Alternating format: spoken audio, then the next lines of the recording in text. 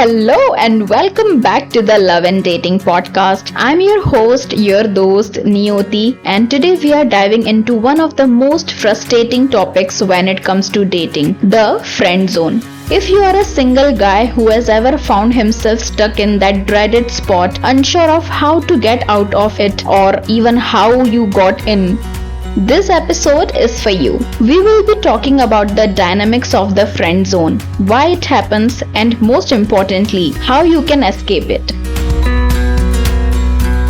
Now, let me ask you a question. Have you ever been in a situation where you are clearly attracted to someone, but they keep seeing you as just one of the guys? Maybe you have been hanging out, texting, having those late night talks, and it feels like there is something more between you two. But then, bam, you hear the words, I really like you, but I just see you as a friend. Ouch, right? I know, many of you have probably experienced this. I can understand how discouraging it can feel. But I promise you, it's not the dead end of the road. It's just a detour. So today, we are going to break this down step by step. What the friend zone really means, why it happens, and what steps you can take to avoid or escape it. Trust me, it's all about understanding the dynamics at the play here. Stick around because by the end of this episode, you will have a clear action plan to level up your dating game and hopefully finding a deeper connection with the right person. Let's start with the basics. What exactly is the friend zone? Well, simply put, the friend zone happens when you have built a strong relationship with someone you are attracted to, but they don't see you in a romantic way. Instead, they view you as a platonic friend, someone they feel comfortable with but aren't sexually or romantically attracted to. Now, here is the kicker. The friend zone isn't always intentional. In some cases, it's just that the person you like isn't seeing you in a romantic light because, well, they just didn't consider it. Or maybe they do see you as a friend and at least intentionally have no desire to go beyond that. But here is the important thing to understand. The friend zone isn't permanent. It can change and you can escape it. But it takes awareness, self-reflection, and some strategic moves. Let me tell you a little story, one that I think will really hit home. A few months ago, I was coaching a guy named Raj, a 29-year-old entrepreneur who was great with women but couldn't figure out why, despite all his efforts, he kept getting friend-zoned by women he was really into. Raj was a genuinely good guy, smart, funny, charming, you name it. But he kept getting stuck in the just friend zone box. We had a few coaching sessions, and during one of our talks, Raj shared something really interesting. He said, I think I'm doing everything right. Text, dates, giving her space, but somehow she just sees me as a friend. Now, this was a classic case of misreading the signs and missing out on opportunities to move things forward. I asked Raj to think back to how his relationship with the women has evolved. It turned out Raj had always been the nice guy, the one who was always there to listen, always lending an ear whenever these women had problems, and he never took the lead when it came to making things more romantic. He played it safe, and playing it safe, unfortunately, keeps you right where you don't want to be, in the friend zone. You see, the mistake Raj made wasn't being kind or thoughtful. That's actually important, but he was too predictable. There were no moments of tension or intrigue, no moments where the attraction could evolve into something more. He was just there.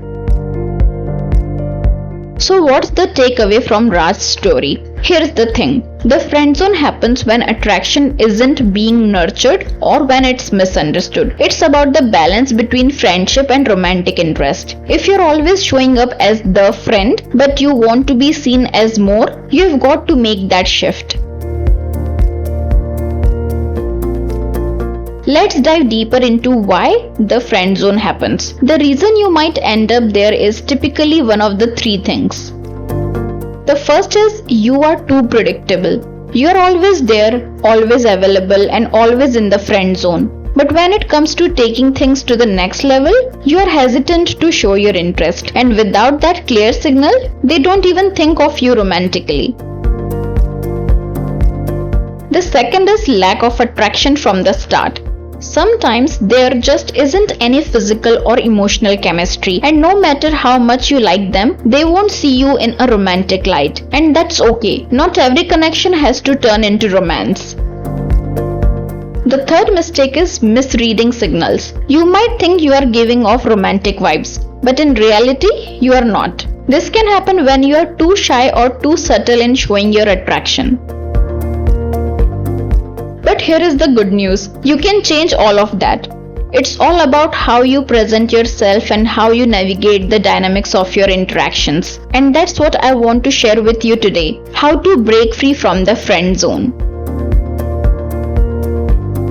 Alright, let's get into the steps you can take to avoid or escape the friend zone. These are proven strategies based on real life experiences that you can start using right away. The first one is shift your mindset. First and foremost, stop seeing the friend zone as a place of failure. It's not the end, it's simply a starting point for a new chapter. When you view it as a challenge, you will approach it with the right mindset, one of action and opportunity. The second one is stop being Mr. Nice Guy all the time. It's great to be thoughtful, but don't be too predictable. Be bold. Take risks. You need to show that you are interested, but you also need to show that you are willing to be confident enough to take things further. Make the first move. Be clear with your intentions. The third one is create a little tension. Attraction thrives on tension. If you're always there when they call, always available, always the guy who listens, it's easy for them to fall into a pattern of seeing you as a friend. Instead, create some space. Be a little less available. Add a little mystery. Create a spark that can develop into something more.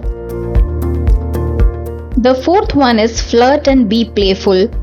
You've got to flirt. This is a key part of breaking out of the friend zone. Show your romantic side by teasing, giving compliments, or playfully challenging them. When you add a little bit of playful energy to the mix, it shifts the dynamic from friend to possible partner. The fifth one is make it known you are interested. Sometimes it's as simple as saying it, but saying it in a way that shows confidence. Don't hold back if you feel a romantic connection. Let them know that you would like to take things to the next level, but do it in a way that is respectful and doesn't pressure them. These are just a few of the steps you can take to move out of the friend zone. But to really master the art of attraction, you need to dive deeper into your approach to dating. If you're serious about getting the dating results you deserve, I want to invite you to join our Dating Right workshop. In this workshop, we will cover all the strategies I have shared today in greater detail and more, so you can start making lasting connections with the women who are right for you.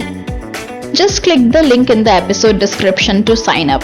This workshop is for men who are ready to move past the friend zone and start dating with confidence. I'll be walking you through real-time strategies, providing insights, and helping you to create your own dating blueprint. Don't wait. Sign up now and take your first step toward dating success.